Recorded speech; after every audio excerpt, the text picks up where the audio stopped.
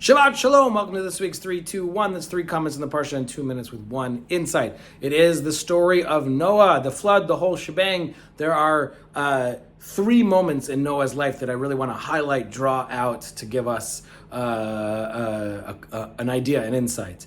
The first is the Bible tells us it took years and years and years to build the ark.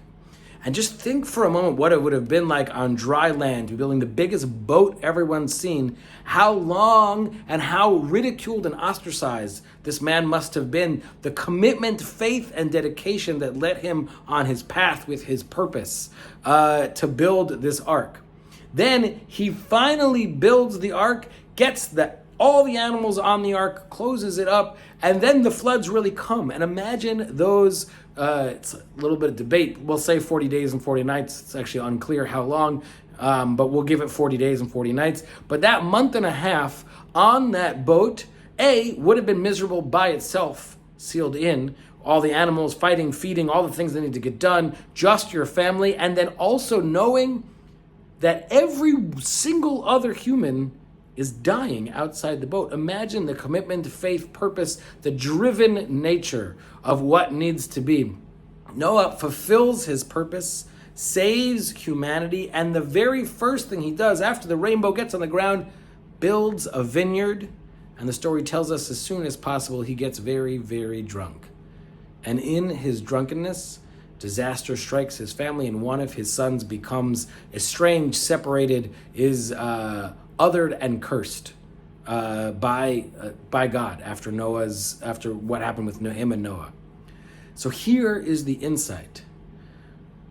There is for all of us a moment that we don't expect to be a test, but is its own test, and it's the moment after we do the thing. Hopefully each of us find commitments, purpose, actions, and endeavors that are crucial, that lift us up, that even though they're difficult and challenging, we see them through just as Noah did. Hopefully we even are able to see them as divine, as beautiful purpose. And then there's a moment when we finish them, where we are vulnerable.